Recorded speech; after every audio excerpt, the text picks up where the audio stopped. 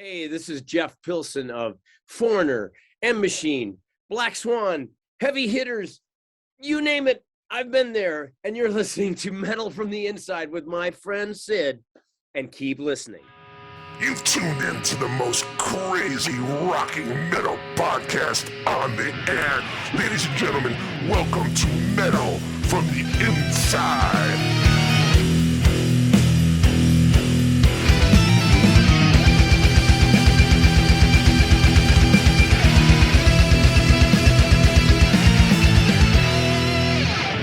Thing I wanted to talk about, which I thought it was funny, and I know that you always, do interviews in your studio, and I had never known until like a couple days ago when I was just kind of prepping for this that you called it Pill Sound Studios, and I was like, it's just as clever as I would imagine Jeff coming up with something that clever.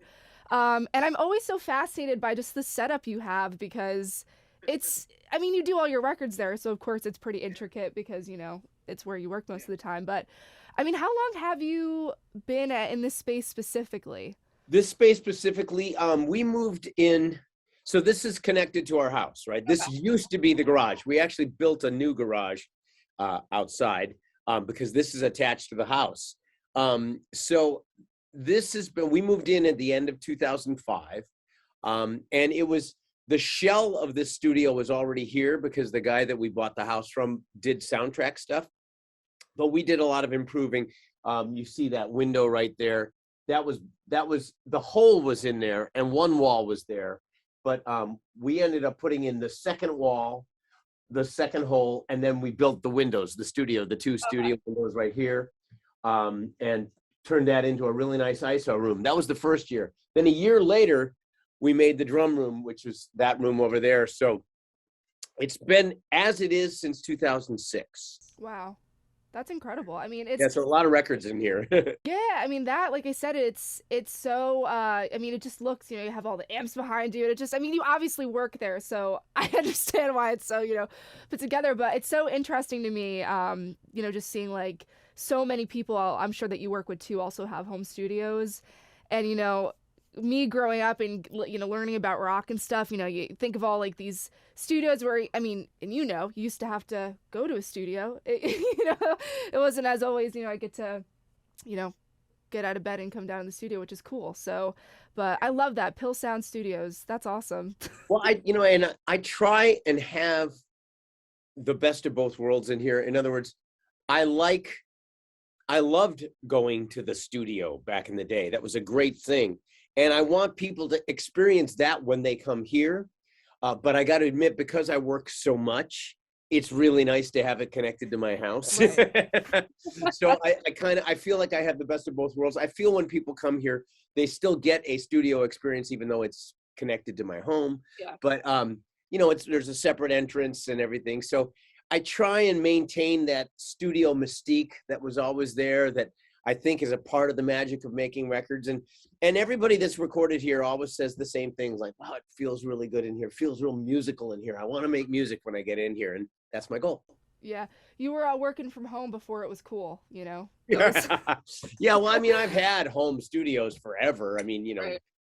Dokken demos were always done in home studios. It's just that now the gear has gotten to the point where, and, I have what is industry standard professional gear now that you can have. It was impractical to have that in your home 30 years ago. Fortunately, it's not now. Right. Because now it's Pro Tools. It's not a whole bunch of tape, and you're like, what am I doing with all this? But I want to get into the record that you just made in that studio that was just announced, the second album, which I raved over that record so much, the first Black Swan record when it came out, because I love it. It's also you, and I love Robin, and it was just like a match made in musical heaven to me. But you just announced the second record and the lead-off single, which is the title track, Generation Mind. And, the first album, like I said, was great. I feel like it got a lot of great feedback. So, you guys wanted to do the second record. What made you guys decide to do so? Well, there was demand for it, which is nice. And because that's what we want to do.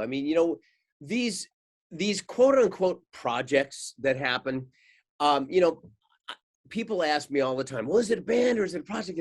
Well, let's put it this way.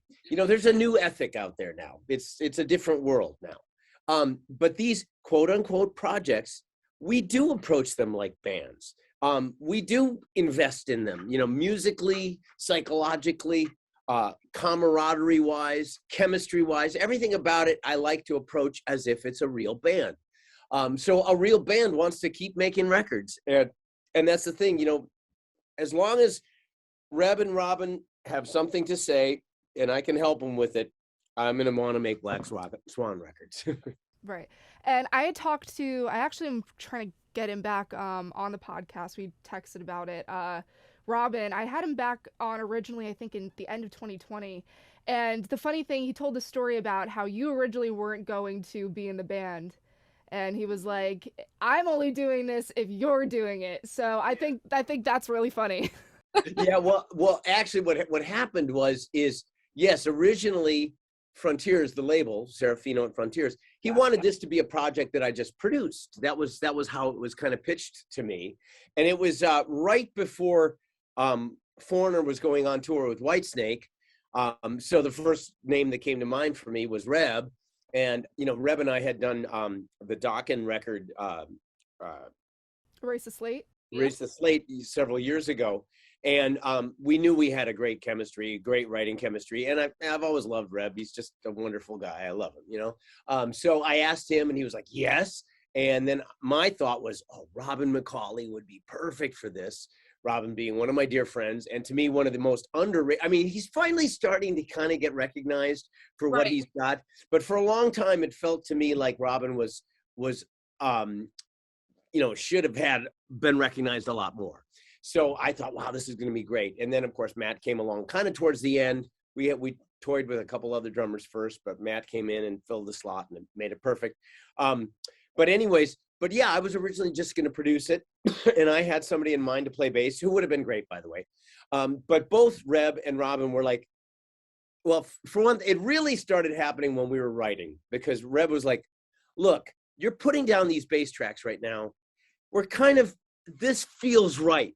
Do we really want to do this with somebody else again? And I'm like, well, you got a point there. So we asked Frontiers, we said, well, is it okay if I'm in this one too? And they said, sure, go for it. So there you go. I love what you said about Robin, because I really couldn't agree more. I mean, I'd always been a fan of his stuff with, obviously Macaulay Schenker, like Save Yourself was one of my favorite records. But it's really like, since he did this and then he did the solo record with Frontiers, and I remember seeing this specific video of him with the Michael Schenker Fest, and he did Anytime. And I swear to God, I was like, he sounds like he just got done recording the record. Like, I know. It's mind-blowing. He's a force of nature. He really is. Like, I can't wrap my head around it. And everybody says that. Like, you don't come across one person who's like, he doesn't, like, everybody's like, holy shit, like, he's amazing. He's a real good man. He's truly amazing. So when you guys decided to do this, I was very excited, and especially now that the second record's happening. And I also was just curious, because I know back when I had spoken to him, it was kind of end of 2020, so the thought of live shows is just not a thing. But I mean, is there any plans to do anything live with this? Because I know that sometimes it's, you like you said, you kind of approach it as a band, but you're with Foreigner and he's doing his thing, and Reb's doing Winger and Matt's yeah. Well, no concrete plans for anything. No. Would never rule it out. However, would love to do it if the opportunity came along. The simple fact is, in reality, the opportunities would be difficult to have come our way. Right. Not that we've gotten offers, we've gotten a lot of offers, but to have the offers line up with when both Reb, Robin, Matt, and I are all not doing something else, and the chances are just remote at this point. And that's just the reality. We just have to deal with that. But having said that, I know it's all we talk about. We just did a video shoot last week, and we were all talking about, God, this would be so fun to go out and play. So we're always entertaining the option, because it would be such a wonderful thing. But I hate to string people along. You know, I just don't know how it could happen or when, but if it ever does, we're going to be really excited, and we would go out there and kick major ass. It would be so much fun. I hope that. Or singers in the band. I mean, that's pretty rare. Right. I mean, you guys all That is sing. a singer in his own right. He really is. Right. So we could go out there and vocally just, I mean, be the most we'd be so hard to deal with. We would be really a force to be dealt with. And I think I read somewhere, didn't Robin's son do backing vocals on Did it? a lot of yeah. We used Casey for the real high backing vocals on this record. It was great because he's awesome, and he's got this voice that's super. If you listen on the record, and we mixed it pretty loud this time, you can hear him. It's that real high voice in there on a bunch of the songs. It's amazing his voice. He's another force of nature. Yeah, he came from a force of nature, so it makes sense. Yeah. Where did the inspiration, I guess, come from for the title of the record? And the cover is really interesting. It's kind of one of those like old school, like masks, which I mean, I guess we kind of know where that came from. But where did the title at least come from? The title came from the song, and the song came basically. It was called something. When Robin brought in the first draft of the lyrics, it was called something else. I forget what it was, and the melodies were reminiscent of what we had. But so Robin and I worked on it a little bit, and then Rev had suggested a couple melody lines, and he sent them to us, and we listened. And on one of the lines that he sent, it sounded like he was saying "Generation Mind." And I was like, I like that. That just sounds right for some reason. And then it gave us this whole concept about, younger generation, no offense to you, and things that are going on. And it just led to the writing of the song, and Robin and I just finished it off right there. And it kind of came together very naturally, and we all just love the song, and it just feels like a great way to start a new record. Yeah. By the way, none taken. My generation's a mess. So. Well, all generations are a mess. But here's the thing: your generation's going to have to save the world. So we're expecting you to get it together soon. So that's what my dad says, and I'm like, when the time machine's invented, I'm just gonna go back to the '80s. So I'll, somebody else can take care of that one. It's fine.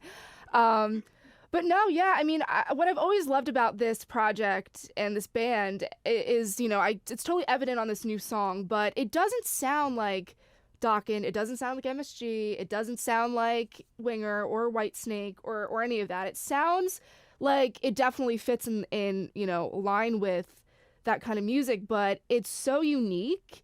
And I think that's kind of a really special thing because, you guys have all come from different, different bands and different, just things that you've done. So I think that's kind of a really cool thing that it doesn't sound like anything that you guys have done. Well, thank you.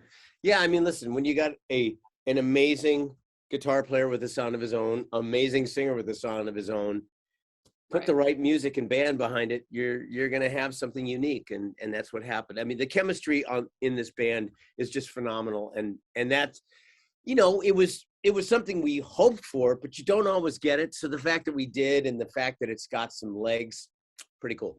Yeah, and people are loving it, man. They're really looking forward to it. It's being released on April 8th or 9th? 8th, I was 8th? told. All right. Yeah, so April 8th, and I'm really excited because when can we expect the video, by the way? Is that coming soon? I've seen some cuts of it. It's real close, so probably soon, I would think. Cool. Well, I will looking forward to seeing it and sharing it and all that stuff. But speaking of other, legendary guitar players that you've worked with many times over the years, I know you were working on another record with George Lynch, the Heavy Hitters. The second Heavy Hitters, the first one came out back in 2020, and that's another one where I heard you guys were doing a covers record, and I was like, okay, and you guys released it, and you guys came out with some covers I just was not expecting you to do, like Carole King and Prince, which was so cool because, most people do, you expect what covers people are gonna do, or kind of the realm. So you guys came out and did some really unexpected stuff, but I was really excited to hear that you guys are working on a second one. So what do you guys have in store? And also some unexpected songs. Ooh. Got a very interesting mix of songs. The second record is coming out amazing. We're done with all the rhythm tracks now. Guy by the name of Bernard Fowler is going to sing on this one. And Bernard, he's been a background singer with the Stones forever, but he also sang in Ron Wood and Charlie Watts's solo bands. He's just a great singer. He's a great guy, real soulful singer. So this is going to be really exciting. We're doing some very cool. The music is just killer this time. It's Brian Tishy's playing drums again, and it's monstrously good. I'm really excited about it. Can't wait for Bernard to sing. George is actually coming over. Actually, it's tomorrow. I thought he was coming today. He's actually coming tomorrow, but he's coming over tomorrow, and we're gonna start doing solos on. Well, we have one song. There's a Christmas song on the record, which is interesting. It's probably not going to come out until Christmas, I'm thinking. But there's a Christmas song on the record, and I actually sing that one. And so that one is almost done. Once the solos are done, that song will be done. So just really excited about it. Can't wait for people to hear it. I would tease out some of the songs, but I think I'm just going to wait. It's another interesting mix of songs.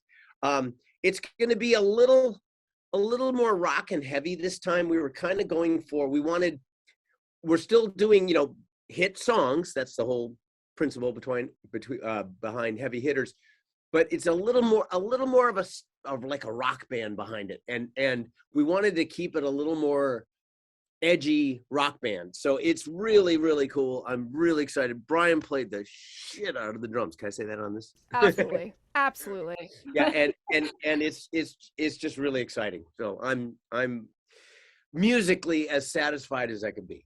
Yeah, and I love the fact that you and George work together so much now. You guys have such a long history as, not only bandmates but friends, and I love the fact that you guys, still work together. I mean, you guys have done the End Machine, and now you've done this, and I'm sure you guys have done other stuff that we don't even know about, but... Well, I'm sure, yeah. Yeah, but I mean, George and I, we describe ourselves as our musical soulmates. It really is. I mean, it's just always been there from minute one. First time he ever came over to my apartment,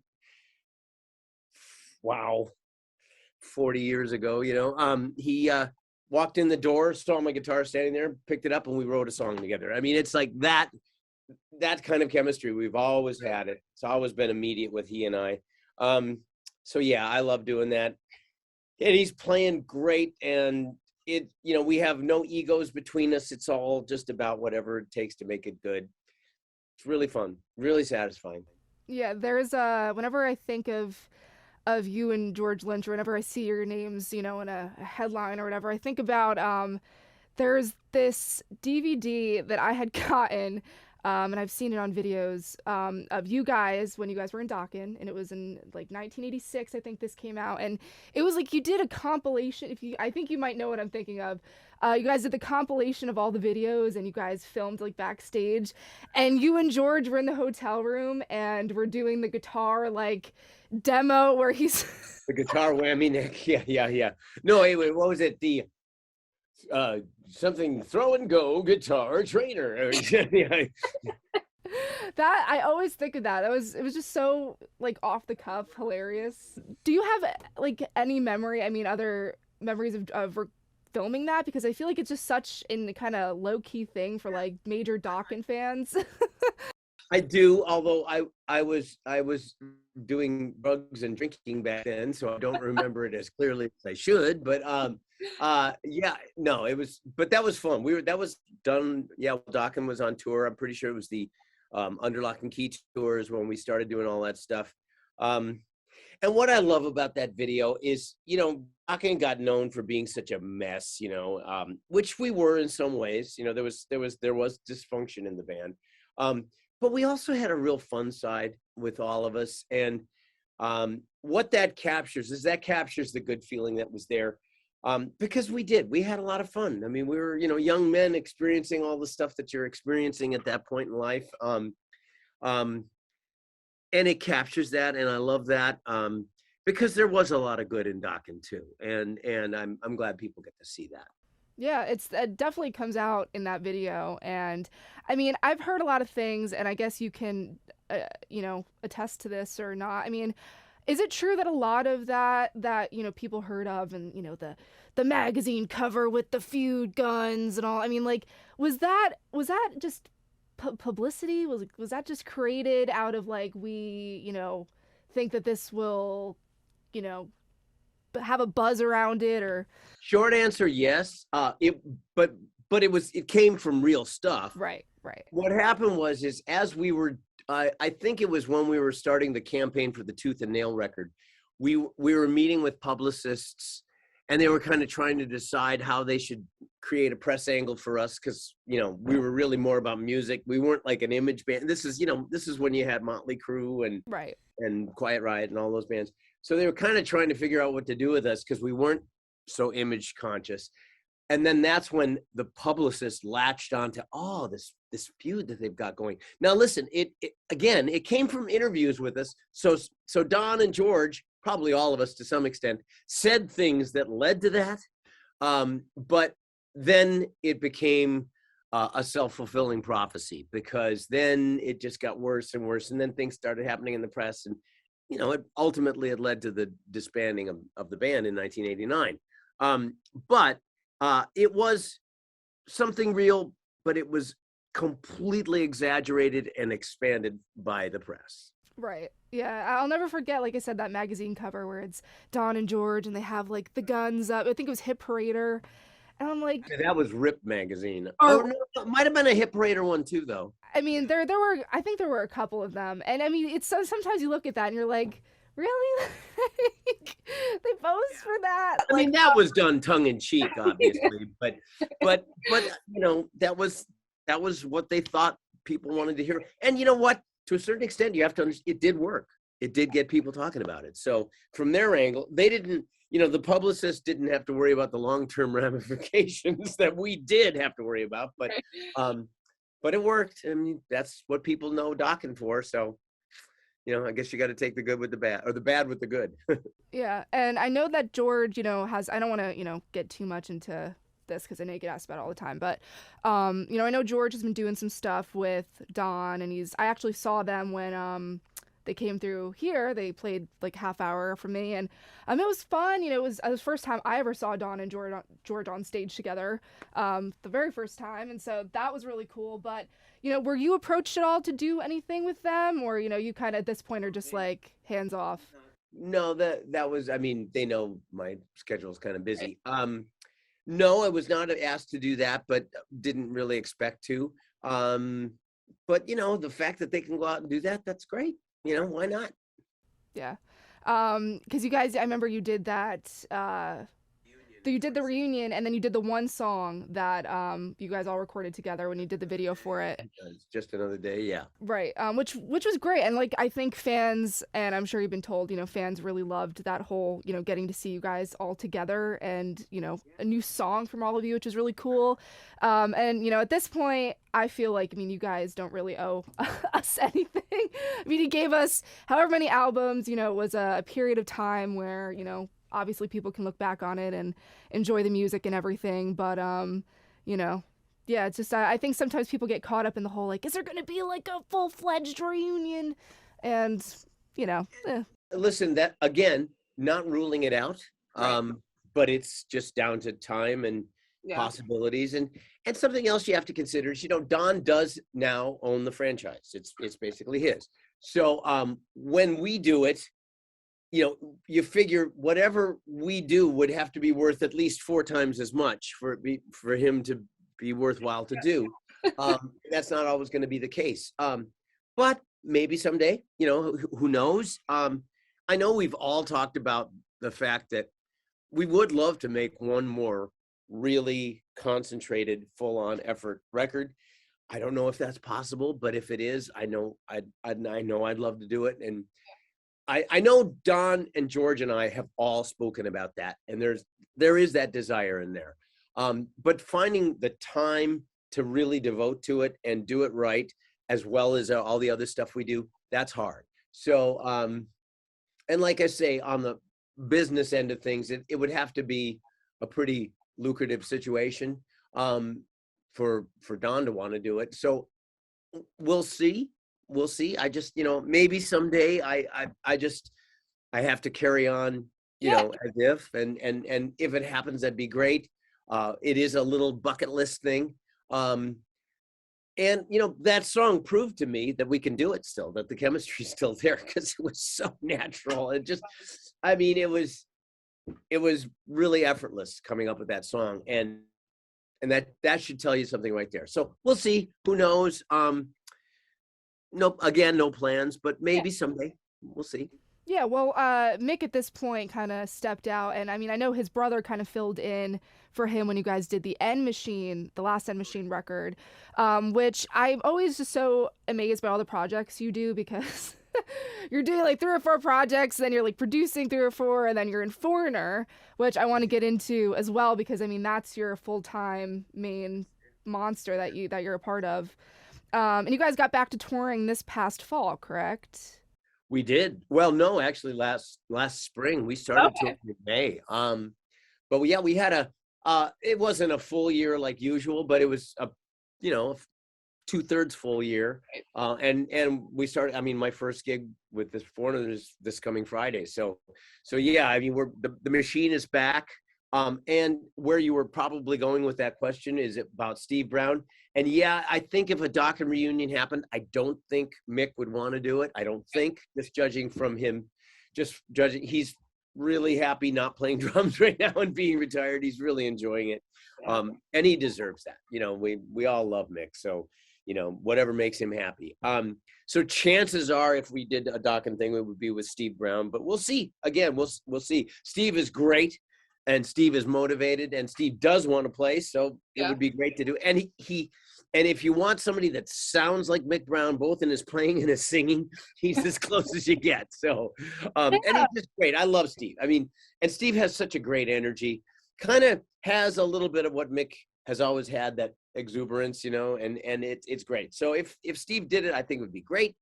But again, who knows? Yeah, I had no idea until I had read that he was filling in for Mick that he even had a brother that played drums as well, which was kind of crazy. I was like, wow, what are the odds that you have a brother that also plays the same instrument as you? But no, yeah, you look at it and it's like, at this point, I feel like you can attest to it as well. You're doing this because, you love it. Obviously, you have to make a living, but I know, like, especially for you, the Black Swan and the End Machine are all kind of passion projects and out of major want to do them. And so it's like, once you reach a point where you're not really into it anymore, it's more work than fun. I don't blame him for wanting to bow out a little bit. Yeah, and Mick has had some physical issues just from years of playing drums, back stuff, and all that kind of thing. So it's a lot of that, really. So yeah, again, I understand. I'd love to have a full-on reunion with Mick, if that could ever happen, but I don't think it will. I just don't see him wanting to do it, but we'll see. Yeah. Fingers crossed. But I'll be the person who buys the album if it ends up happening, for sure. You got at least a buyer in me. But no, like I said, Foreigner, which is, I know, your main gig, and I know that you kind of base everything off around where your guys are at. But you've been in Foreigner, how many years has it been now since you joined the band? This is my 19th year. Wow, that's crazy. Yeah, I know. That's insane. I know.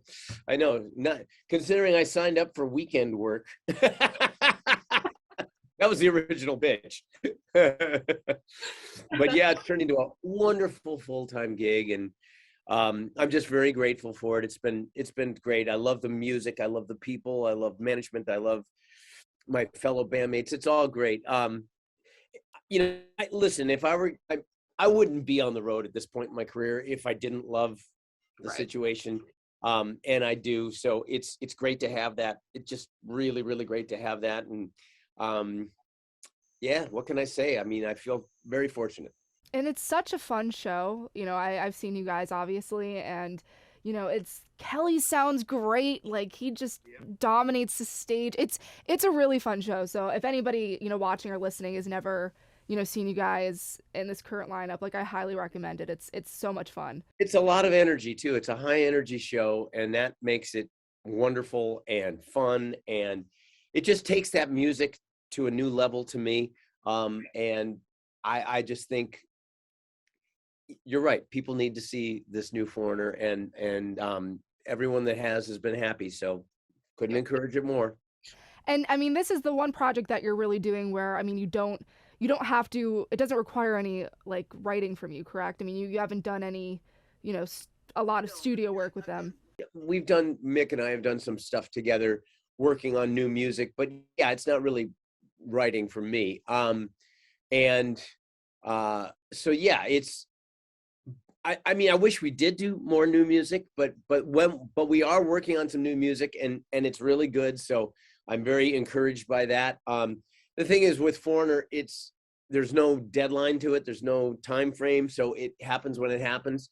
But there's some new music that's being worked on that's really good. So I think somehow on some package or something, we'll be coming up with new music, and it's going to be really strong. Now, were you a big Foreigner fan when you were, you were? Okay. I think I'd be safe in saying for most of the bands, the Dokkens, the Rats, those kind of things, I think we all looked at Foreigner as an example of hard rock with great songs, big choruses.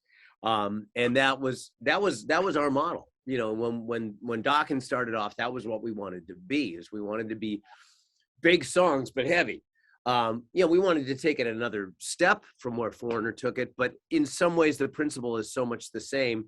So yeah, I was a huge fan. I loved the records. I loved Lou Graham's voice. I loved the way Mick played guitar. I mean, I loved Foreigner. Still love Foreigner. I hope so, no?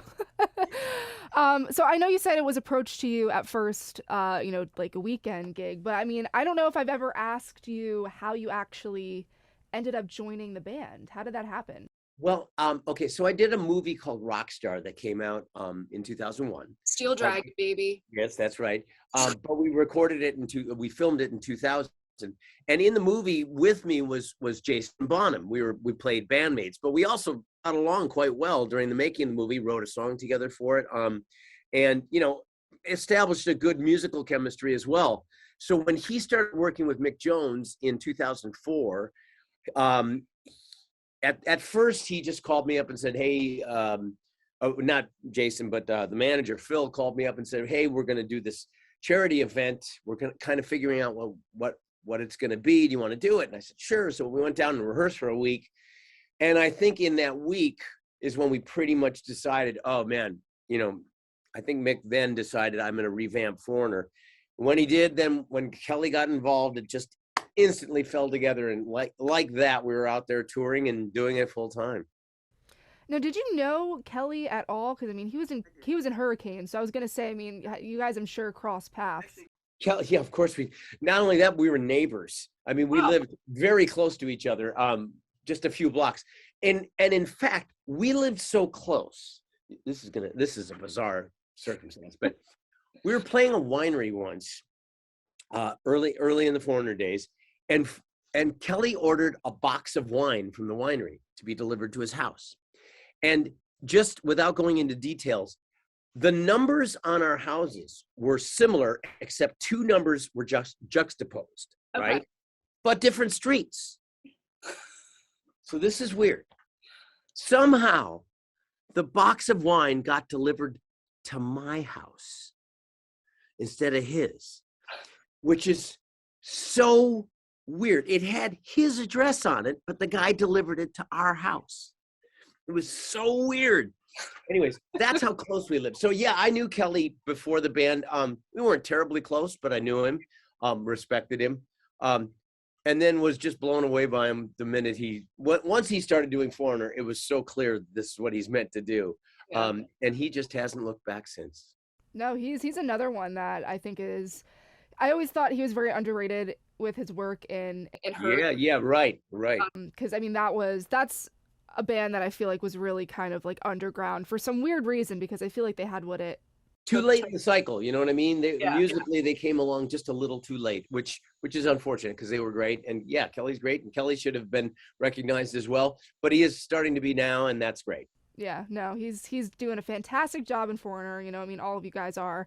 And you just announced that you are doing a tour with Kid Rock, which at first, I mean, I was like, you guys are opening for him, right? So, which, I mean, I found that a little bit weird just because I personally am like, Foreigner should be headlining everything, but that's just me. But I mean, you guys have toured together in the past, right? We did, and it was a very, very successful tour. We all had a lot of fun. It did really well. And Bob, Kid Rock, is a good guy, and he's a great businessman. And, you know, I think he's looking at the big picture, and he kind of sees himself as being a classic rock artist in the big picture long term. So I applaud him for being able to kind of view things that way. And by bringing us in there, it kind of like gently nudges him into the classic rock world, which I think is a great thing, because he's, you know, he is his own artist, and he does have a huge following, and he's got a lot of really diehards, and it's going to be a really fun tour. We shall see. I have a feeling it's going to lead to some great things. And you guys aren't on the whole tour, correct? It's only a couple dates. No, well, I don't know, but I don't know if we're on the exact whole tour, but I know we're on a lot of it. So, right. I mean, it goes all the way into, I think, September or October or something. Oh, wow. It goes for a while. I forget when, but yeah, it goes for a while. So yeah, we're on a lot of the shows. Yeah.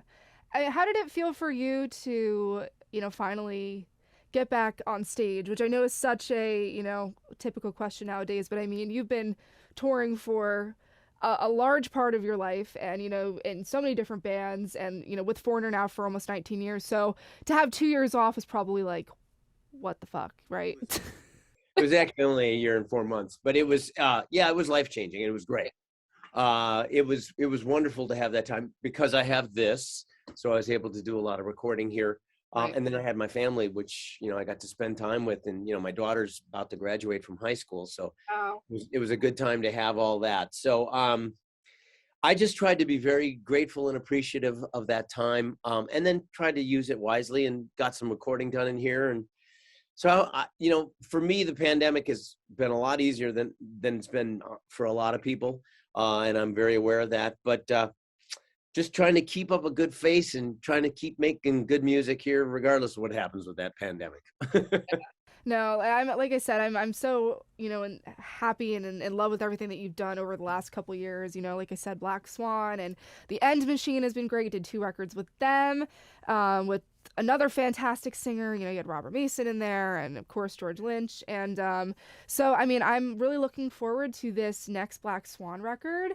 Do you have any, you know, songs that you'd like to highlight that maybe people should look out for that are your favorites from that? Well, the 2 singles, Generation Mind, and then the next single is going to be a song called Eagles Fly. I'm really happy about. Let's see. There's, I just like, I'm excited about the whole record. Just got to listen to the whole record. There's a lot of really interesting stuff on it. The end song is called I Will Follow, is really interesting. So I just a lot of good stuff on there. Coming soon. Yeah, coming soon, coming April 8th. I'm pretty sure I'm going to check that, make sure that that's correct. But I'm very excited for that. Everyone keeps tagging me and stuff and going, you must be really stoked about this. I'm like, I am. But no, I'm really looking forward to it. And, you know, thank you for still making music and doing stuff. You know, after all of these years, it's a gift to, you know, all of your fans and the people who love what you've done. Well, thank you. So, thank you for having me on. It's been wonderful. Good luck on everything. Glad for WMMR. Look, they're lucky as well. So keep carrying the torch, Sid.